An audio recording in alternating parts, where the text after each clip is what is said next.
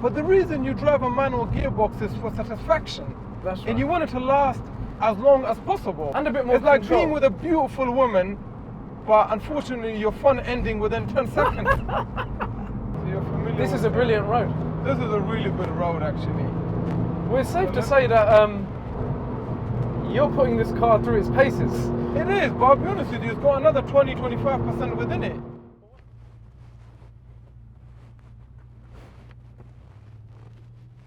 There's no reverse camera on this yet. No, yeah, no. You're reversing with bravery.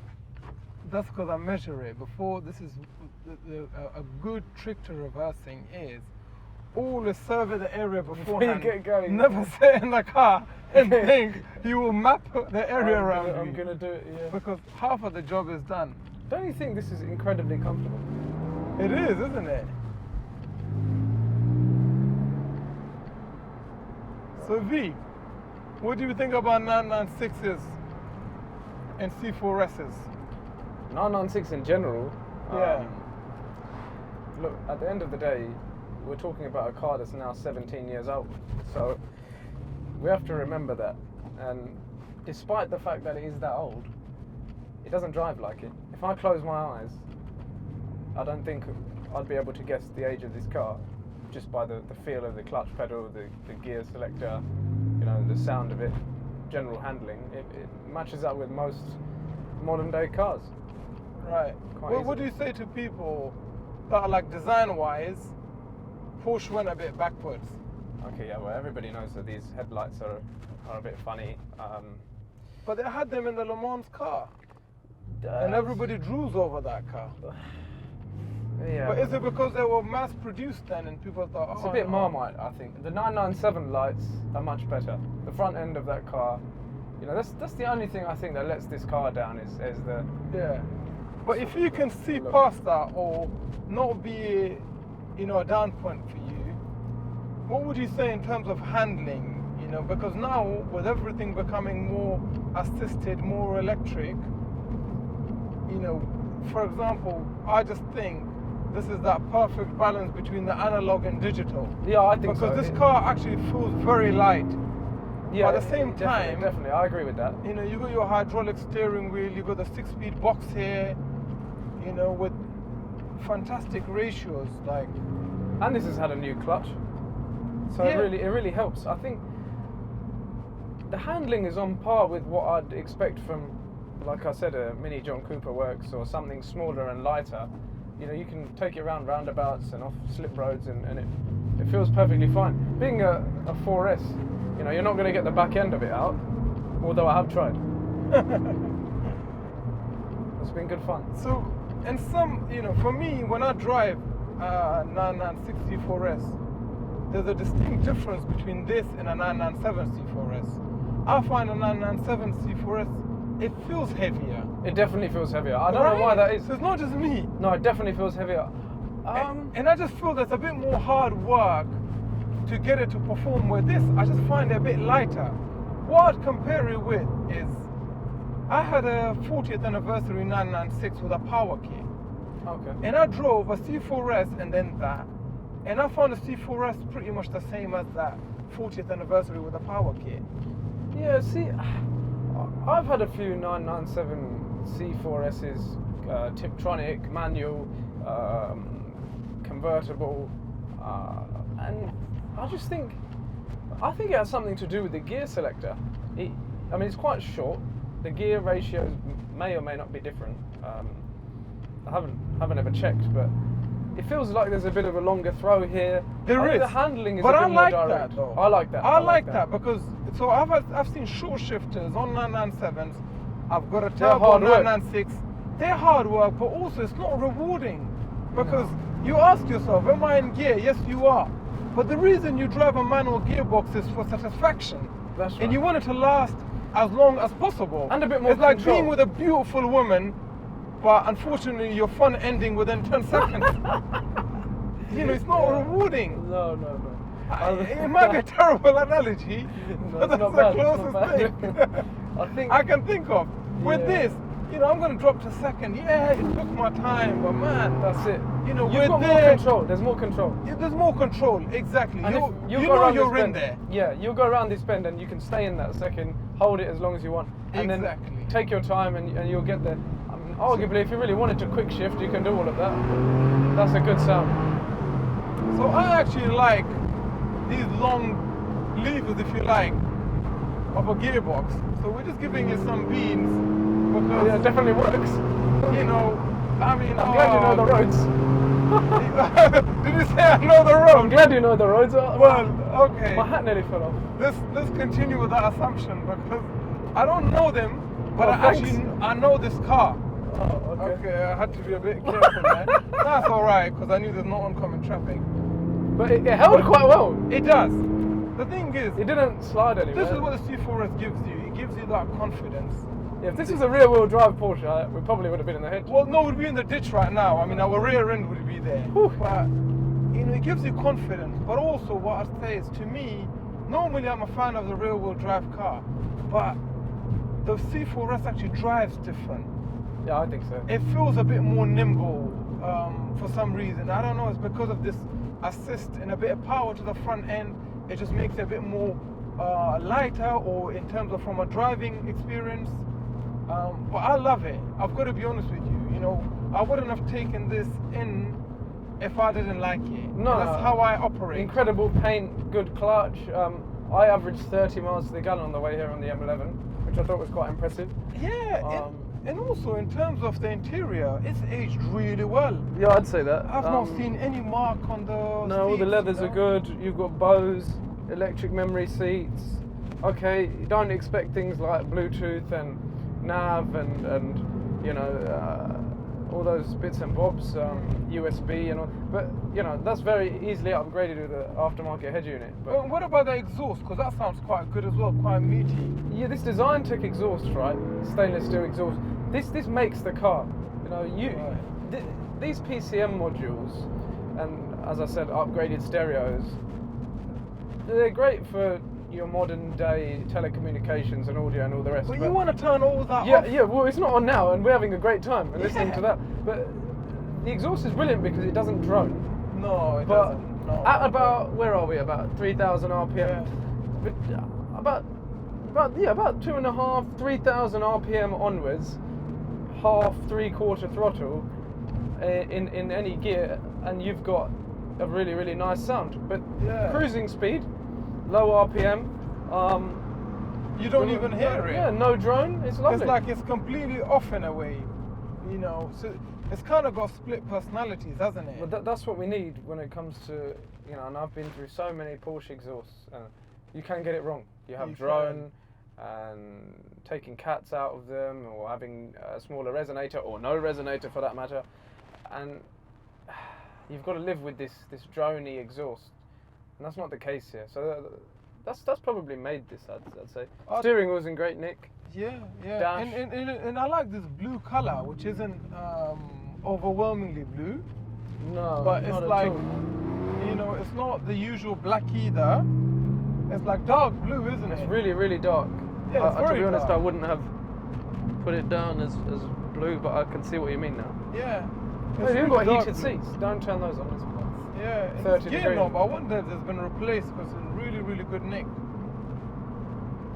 Yeah, it doesn't feel its age or mileage about, No, you know. I think this is a really, really clean example. I had a look around the bodywork. Over 80,000 miles, you know, as I said, the you bodywork is mint. You know, I think Definitely. it spent a lot of life, you know, in a covered garage. But at the same time, it's been driven.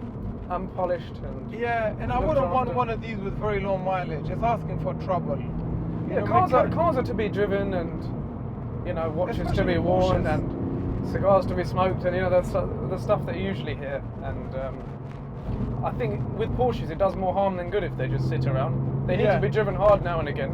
That's right, yeah. Because they've got to be maintained as well, isn't it? You could buy one of these and spend $4,000, you know, replacing some brake lines and coolant lines. And absolutely. replacing a clutch. Absolutely. You know, all these things mount up, and this is where actually sometimes I find cars that have had mileage on it, they would have been sorted. No. But I think general maintenance is one thing, but actually using the thing is another. You know, you've got to use it. You'll do more harm than good by just leaving it there. Yeah. Things seize up. I've seen that in Porsche turbos especially, where actuator rods and just seize, and then you've got actuator motors fail, and it doesn't go well. You've got to drive them, and what's the point in having one of these if you're not going to have a good time? No, absolutely. You know, if you can get a basic car. And I've got to be honest, I like this gearbox. You could drive this every day. I mean, I've done quite a few journeys in the last few days, and I've really liked it, even in traffic. Yeah. That probably helps that it's got a new clutch. Because you told me you were starting to feel in love with it. Yeah, I loved it. You know, I would have happily driven this every day, no problem. Oh, hang on a minute. I know where we are. We're in Hertfordshire, so north of Hertfordshire. It's a really good road. Isn't that Waltham Abbey? It is, yeah. Just went past where we make our turbos. Oh, is it? Okay. So you're familiar This with is a brilliant road. This is a really good road, actually. Well, it's safe to say that you're putting this car through its paces. It is, but I'll be honest with you, it's got another 20-25% within it. But what I mean is, like, so I'm doing, let's just say, just under 80 mile an hour, and this car is it's performing perfectly. But what I mean is, from the point of view of robustness testing, if you wanted to call it that, we've got a car that's about 17 years old, being a 2005 car, and we're in July 22. It's done at 80,000 miles. Yes, everything's been really well maintained, but if we're taking it to close to the limit, to the limit, absolutely within reason, safely, you'd know if there was something that wasn't quite right, and that just goes to show that these cars were made really well. So when you went back to what do you think of 996, 997, you know, you're talking about cosmetics, but in terms of mechanics, we're looking at something that is really, really well made, and I feel like cars of that era were manufactured in a better way. Wasn't it? Yeah, the build quality is fantastic. And you look at the wear and tear internally, and it's aged, but nothing's broken, you know. And believe me, like it would have gone by now. We would have known about it.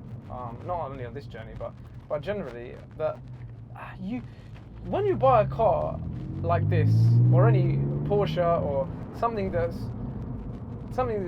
known for its engineering and mechanics, you want that peace of mind that you turn that key and it's gonna be okay in the morning. Yeah. It's gonna start. It's gonna perform as well. well. I'm not gonna have issue after issue, and the cars of this era were built really well, and the ones before, where you have that confidence. You know you're going to be okay. Every time I turn it on, it's going to go through the same procedure. I'm not going to get, loads of issues, fluctuated idle and smoke pouring out. Because sometimes there's this notion that actually the more modern you go, the more reliable things become. Actually, I found it to the contrary. Yeah, definitely. Especially with the 991 Gen 2 turbos, with the turbo engine. Oh yeah, absolutely. I've replaced more turbos in cars than I can remember.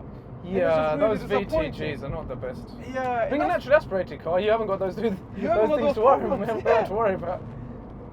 Sure, they suffer from ball scoring, etc. But if they've been looked after, if they've been maintained, they will go and do 200,000 miles. Yeah, easy. Maybe even more. I actually know. You need to warm them up, treat them properly, and they won't go wrong. I actually know of a few in the US that are on 280 to 330,000 miles.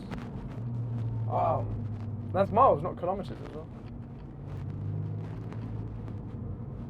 The other thing is you're going around all these roundabouts and we're not getting much chassis roll, which is nice. That really annoys me in cars where you get this big lean. We haven't had that here. No. And we're on factory suspension. There's no spacers. Great Michelin. I think they're super sports. So we held really well there. Yeah, what a sound. That's brilliant sound, yeah. You wouldn't get that from a stock exhaust. And I think that's one thing that we all know Porsche suffer from. Yes, the sound in that department. department. But that's where if you put in the right exhaust, but also retain the mechanical noise of an engine, you're onto a winner. Yeah, that's it. That's the only thing you need to do with these, I think. Oh yeah. You've got to leave them stock. I don't like modified or souped up Porsches generally. You know, they make a brilliant product. Yeah, definitely. You know, do you know better than the engineers at Stuttgart? No, Nah. you don't. Leave it as it is. Yeah, well, just the audio department. You know, there's needs enough- some tweaking, but Yeah. everything else is good. There's enough variance within them to satisfy everyone. You know, That's if for you sure. thought this power is not enough and you thought you were such a great driver, get a turbo. Yeah, go and get a turbo. Go get yeah. a turbo. But I a just simple- love this mechanical noise, you know. It's really nice. That 100%. naturally aspirated sound.